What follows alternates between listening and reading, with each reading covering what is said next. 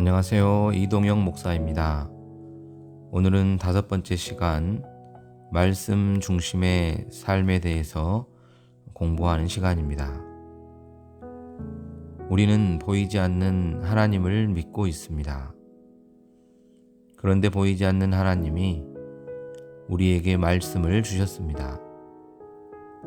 성경은 하나님의 말씀으로 우리의 영을 살리는 생명의 양식입니다. 다음 성경 구절을 함께 읽어볼까요? 사람이 떡으로만 살 것이 아니요 하나님의 입으로부터 나오는 모든 말씀으로 살 것이라. 아멘. 방금 읽은 말씀에서 사람이 살아가는 데 꼭 필요한 두 가지 양식이 떡과 하나님의 말씀이라고 말하고 있습니다. 이 두 가지 중 육신에 필요한 양식은 무엇입니까? 떡이죠. 그렇다면 영혼에 필요한 양식은 무엇입니까? 하나님의 말씀입니다. 어린 아기는 양식을 먹고 자랍니다. 당신이 하나님의 자녀로 태어났을 때 당신은 영적으로는 아기와 같은 존재가 되었습니다. 갓 태어난 아기는 어머니가 먹여주어야 먹을 수 있습니다. 영적으로 세가족 교육과 하나님의 말씀을 통해 우리는 영적 양식을 먹고 성장해 가는 것입니다. 우리가 음식을 어떻게 섭취하는지 생각해 보겠습니다. 우리는 얼마나 자주 음식을 먹습니까? 매일 먹죠. 그렇다면 영의 양식은 얼마나 자주 먹어야 할까요? 영의 양식도 매일 먹어야 합니다. 이 하나님의 말씀이 온전히 내 것이 되지 않고는 우리에게 아무 의미가 없는 책이 될 것입니다.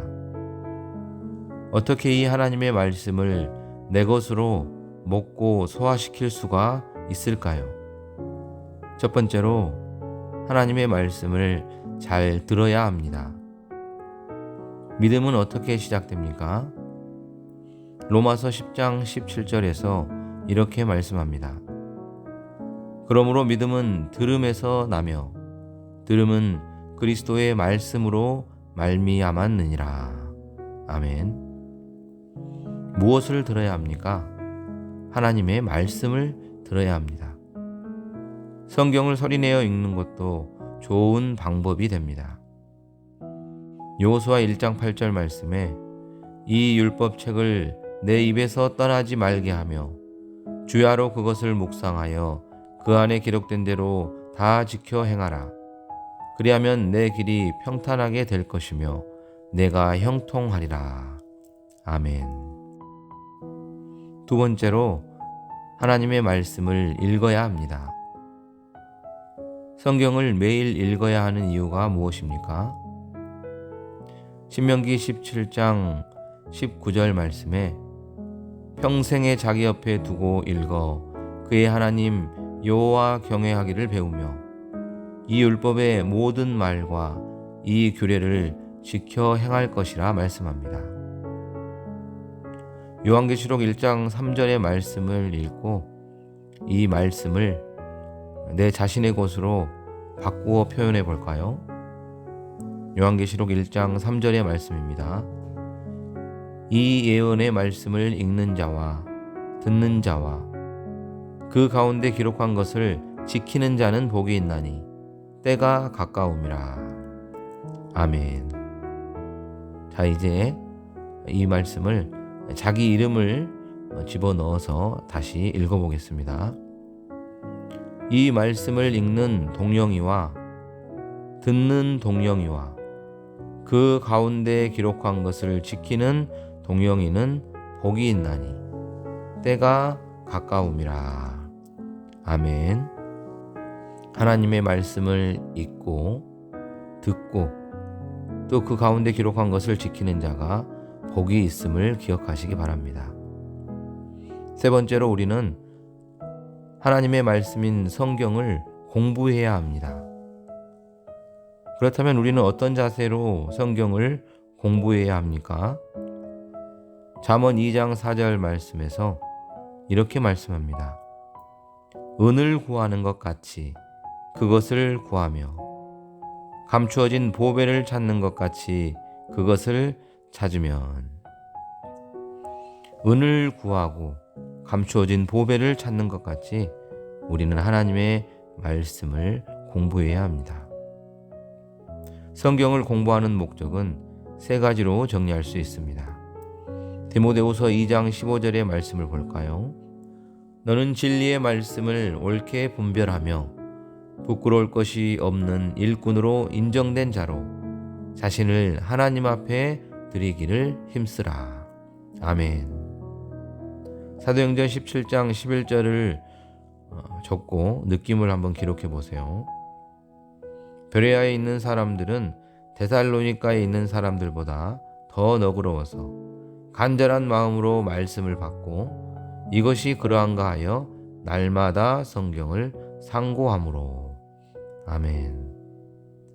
베레아에 있는 사람들은 성경을 읽는 곳으로 그치는 것이 아니라 그 말씀을 날마다 묵상하면서 그 말씀을 상고했다 이야기하고 있습니다. 네 번째로 중요한 구절을 암송하면 도움이 됩니다. 우리는 세상에 살면서 제일 중요하다고 여기는 것을 마음에 새깁니다. 마찬가지로 성경은 생명의 양식으로 가장 중요한 구절들을 암송하는 것이 중요합니다. 하나님은 우리가 그의 말씀을 어떻게 하기를 원하십니까?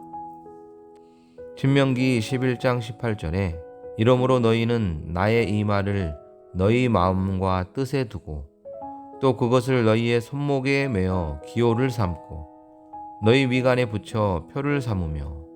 아멘. 잠언 7장 3절의 말씀에 이것을 내 손가락에 매며 이것을 내 마음판에 새기라. 아멘. 예수님은 사단의 시험을 어떻게 이겼습니까? 예수께서 대답하여 이르시되 기록되었으되 사람이 떡으로만 살 것이 아니요 하나님의 입으로부터 나오는 모든 말씀으로 살 것이라 하였느니라 하시니. 아멘. 또 예수께서 이르시되 기록되었으되 주 너의 하나님을 시험하지 말라 하였느니라 하시니. 아멘. 또 이에 예수께서 말씀하시되 사탄아 물러가라. 기록되었으되 주 너의 하나님께 경배하고 다만 그를 섬기라 하였느니라. 아멘. 마태복음 4장 4절, 7절, 10절의 말씀이었습니다. 예수님께서 사단의 시험을 이기실 때 하셨던 말씀이지요. 다섯 번째로 성경을 깊이 생각하고 생활에 적용시켜야 합니다. 묵상은 하나님의 말씀을 이해하며 그 말씀을 되새김으로 우리의 삶에 적용시켜서 하나님의 뜻이 무엇인지 확신하게 해줍니다. 성경이 말하는 참으로 행복한 사람은 어떤 사람입니까? 하나님의 말씀을 끊임없이 묵상하는 자에게 하나님은 어떤 약속을 주셨을까요? 시편 1편 1절에서 3절 말씀에 이렇게 말씀합니다. 복 있는 사람은 악인들의 꾀를 따르지 아니하며 죄인들의 길에 서지 아니하며 오만한 자들의 자리에 앉지 아니하고 오직 여호와의 율법을 즐거워하여 그의 율법을 주야로 묵상하는도다. 그는 시냇가에 심은 나무가 철을 따라 열매를 맺으며 그 잎사귀가 마르지 아니함 같으니 그가 하는 모든 일이 다 형통하리로다. 아멘. 복 있는 사람은 여호와의 율법을 즐거워하여 그 율법을 주야로 묵상하는 사람입니다. 하나님은 시냇가에 심은 나무가 철을 따라 열매를 맺는 것처럼 하나님의 말씀을 묵상하며 즐거워하는 사람에게 은혜를 베풀어 주신다고 약속하십니다. 여섯 번째로 하나님이 주신 말씀이 온전히 내 것이 되기 위해서는 지금까지 이야기한 5가지 접근 방법이 모두 제 역할을 감당하도록 해야 합니다. 듣기, 읽기, 또 하나님의 말씀을 공부하는 것, 하나님의 말씀을 암송하는 것, 또 하나님의 말씀을 묵상하는 것을 우리는 잘 감당하고 하나님의 말씀을 우리의 삶의 중심에 두어 살아가도록 해야 하겠습니다. 디모데후서 3장 15절에서 17절의 말씀을 함께 읽어볼까요? 또 어려서부터 성경을 알았나니 성경은 능히 너로 하여금 그리스도 예수 안에 있는 믿음으로 말미암아 구원에 이르는 지혜가 있게 하느니라. 모든 성경은 하나님의 감동으로 된 것으로 교훈과 책망과 바르게 함과 의로 교육하기에 유익하니 이는 하나님의 사람으로 온전하게 하며 모든 선한 일을 행할 능력을 갖추게 하려 함이라. 아멘. 성경은 어떤 책입니까? 하나님의 말씀입니다. 성경을 통해 얻게 되는 첫 번째 유익에는 어떤 것이 있습니까? 15절 말씀에 구원에 이르는 지혜를 얻게 한다 말씀합니다.